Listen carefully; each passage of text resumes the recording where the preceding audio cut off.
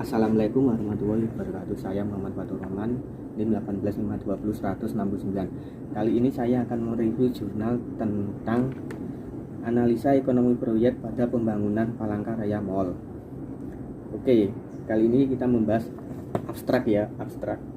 Abstraknya yaitu bangunan memegang peranan penting dalam kehidupan masyarakat dan seringkali mempengaruhi suasana hidup bagi setiap individu. Sebagian besar dari kehidupan manusia berada di sekitar atau di dalam bangunan seperti perumahan, kantor, tempat pendidikan, pabrik, rumah sakit, jembatan, dan sebagainya. Pengaruh yang demikian luas itu mengakibatkan sektor bangunan memegang peranan penting dalam meningkatkan kesejahteraan dan perekonomian negara. Tujuan dari penelitian ini adalah untuk menganalisa besarnya investasi yang dikeluarkan untuk pembangunan gedung Palangkaraya Mall. Apakah akan memberikan keuntungan bagi investor dan pemerintah daerah? Selanjutnya yaitu latar belakang. Latar belakang itu saya ringkas ya.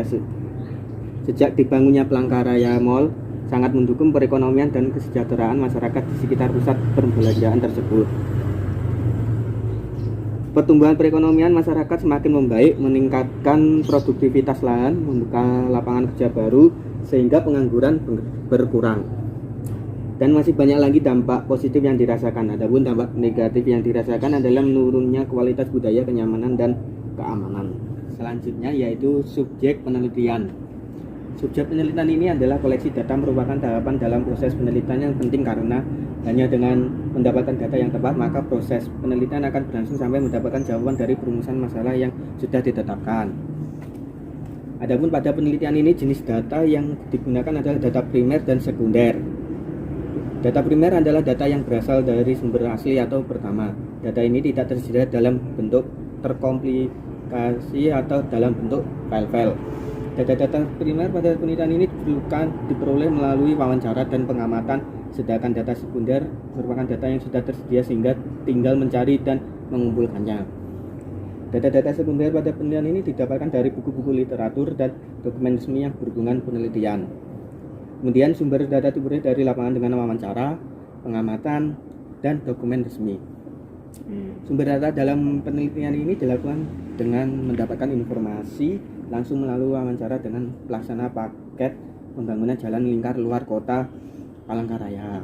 Kemudian sumber data yang lain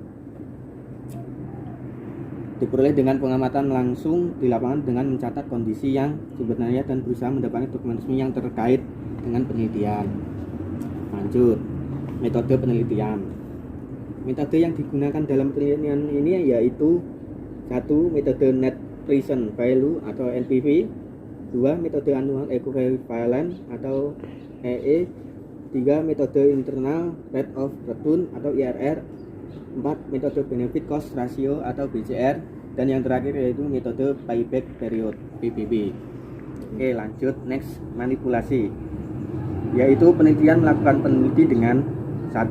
Wawancara atau interview, 2. Pengamatan atau observasi, selanjutnya yaitu terakhir 3. Dokumentasi. Lanjut, instrumen adalah alat untuk mengukur sebuah variabel data adalah dengan menggunakan 1. Metode NPV atau Net Present Value, di mana untuk menghitung nilai bersih pada waktu sekarang. Yang kedua, metode IRR, Internal Rate of Return, di mana untuk mengetahui apakah investasi layak atau tidak apabila IRR kurang dari MARR. 3. Metode BCR atau Benefit Cost Ratio, di mana untuk mengetahui tahapan evaluasi awal perencanaan investasi.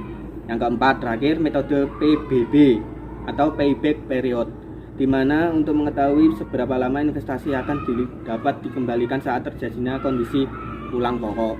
Lanjut ya, saya ringkas ini hasil penelitian dari analisa ekonomi proyek Palangkaraya, pembangunan Palangkaraya Mall. Oke, hasil penelitian ini yaitu proyek tersebut telah dibangun dan telah dilakukan evaluasi perhitungan secara ekonomi dan finansial. Dari segi finansial, menggunakan metode Net Present Value dan metode Internal Rate of Return. Dari analisa tersebut, NPV lebih besar dari 0 dan IRR lebih besar dari MARR, sehingga secara finansial proyek tersebut layak dilaksanakan.